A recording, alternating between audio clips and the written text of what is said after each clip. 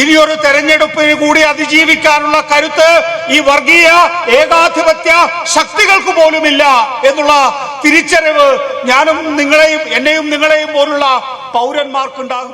Parliamentary സംവിധാനത്തില് ഏറ്റവും കൂടുതൽ vote കിട്ടുന്നവർ ജയിക്കുമെന്നുള്ളതാണ് നില. അങ്ങനെ കൂടുതൽ പേർ ജയിക്കുമ്പോൾ സ്വാഭാവികമായും ഭരണം സ്വന്തമാക്കാനും സാധിക്കും. ഭരണം സ്വന്തമാക്കി കഴിഞ്ഞാൽ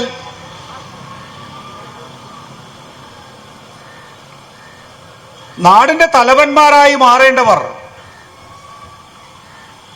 രാജ്യത്തിന്റെ ഭാഗധേയം നിർണയിക്കേണ്ടവർ, എങ്ങനെയാണോ കൊളോണിയൽ ശക്തികൾ ഇന്ത്യയെ രണ്ടായി ചേരി തിരിച്ച് വിഭജനത്തിലേക്ക് കൊണ്ടുപോയത്, സമാനമായ വിധത്തിൽ നമ്മുടെ നാട്ടില് അപരമത വിദ്വേഷമുണ്ടാക്കി പരസ്പരം ഏറ്റുമുട്ടിച്ച് പരസ്പര വൈരമുണ്ടാക്കി കഴിഞ്ഞ 2 തെരഞ്ഞെടുപ്പുകളിൽ തുടർച്ചയായി ജയിച്ചുകൊണ്ടിരിക്കുന്നു.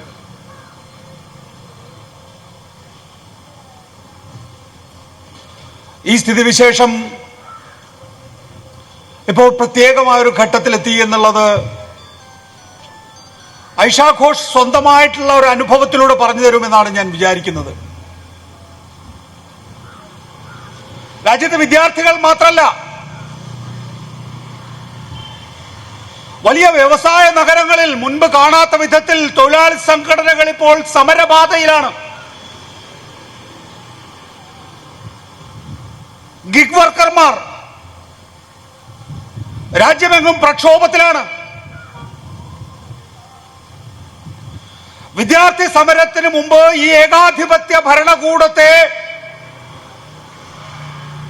മുട്ടുകുത്തിച്ചത് സാധാരണക്കാരിൽ സാധാരണക്കാരായിട്ടുള്ള കർഷകരാണ്.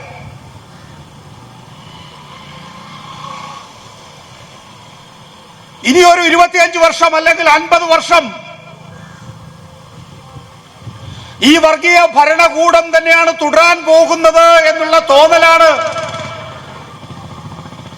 ഏതാനും ദിവസങ്ങൾക്ക് മുമ്പ് പോലും ഉണ്ടായിരുന്നത് എങ്കിൽ, അല്ലെങ്കിൽ ആ നിലയിലുള്ള ആഖ്യാനമാണ് ഈ രാജ്യത്ത് സൃഷ്ടിച്ചിട്ടുള്ളതെങ്കിൽ, ഇപ്പൊ നമുക്ക് പൂർണ്ണ ബോധ്യമുണ്ട്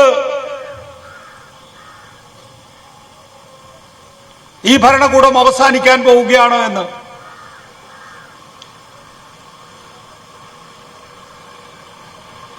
വിദ്യാർത്ഥി സമരത്തിലൂടെ നമുക്ക് ബോധ്യപ്പെട്ടതാണ്.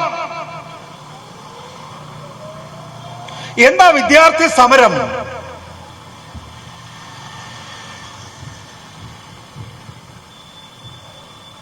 വിദ്യാർത്ഥി സമരം എങ്ങനെയാ തുടങ്ങിയത്? നമ്മുടെ നാട്ടിലെ സാധാരണഗതിയിൽ നടക്കുന്ന പരീക്ഷകൾ പോലും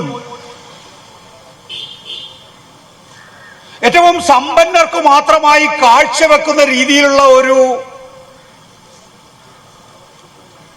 വൈകല്യം ഈ ഭരണ സംവിധാനത്തിൽ പിടികൂടിയിരിക്കുന്നു എന്നുള്ള തിരിച്ചറിവാണ്. സാധാരണഗതിയിൽ നമ്മൾ ഉപരിപ്ലവമായി സമരത്തെ നോക്കിക്കാണുമ്പോ ആ നിലയിലാണ് നമ്മൾ കാണുക. എന്നാൽ അതാണോ യഥാർത്ഥത്തിൽ സംഭവം? ഒരു പരീക്ഷ നടത്താൻ സർക്കാരിന് സാധിക്കുന്നില്ല എന്നുള്ളത് ഏറ്റവും പ്രധാനപ്പെട്ട കാര്യം തന്നെയാണ്. പക്ഷെ അതിനെ നമ്മളൊന്ന് അന്വേഷിച്ചു പോയാൽ ഈ രാജ്യത്തിന്റെ തൊഴിലില്ലായ്മ, ഈ രാജ്യത്തെ അസമത്വം, ഈ രാജ്യത്തെ എല്ലാ സ്ഥാപനങ്ങളുടെയും ജനാധിപത്യ സ്ഥാപനങ്ങളുടെയും തകർച്ച, ഇതാണ് യഥാർത്ഥത്തില് ജന്തർ മന്ദറിൽ നടന്ന വിദ്യാർത്ഥി സമരത്തിന്റെ അടിസ്ഥാന കാരണങ്ങൾ എന്ന് നമുക്ക് ഒരു പരിശോധന നടത്തിയാൽ വ്യക്തമാകും. അതുകൊണ്ട് തന്നെ ആ സമരത്തിന്റെ ഏറ്റവും പ്രത്യക്ഷമായ ആവശ്യങ്ങൾ പരിഹരിക്കുന്നതിലൂടെ ആ പ്രക്ഷുബ്ധമായ മനസ്സ് അവിടെ അവസാനിക്കുന്നില്ല എന്നുള്ളതാണ് യാഥാർത്ഥ്യം. അതുകൊണ്ടാണ് ഇനിയൊരു തെരഞ്ഞെടുപ്പിന് കൂടി അതിജീവിക്കാനുള്ള കരുത്ത് ഈ വർഗീയ ഏകാധിപത്യ ശക്തികൾക്ക് പോലുമില്ല എന്നുള്ള തിരിച്ചറിവ് ഞാനും നിങ്ങളെയും എന്നെയും നിങ്ങളെയും പോലുള്ള പൗരന്മാർക്കുണ്ടാകുന്നത്.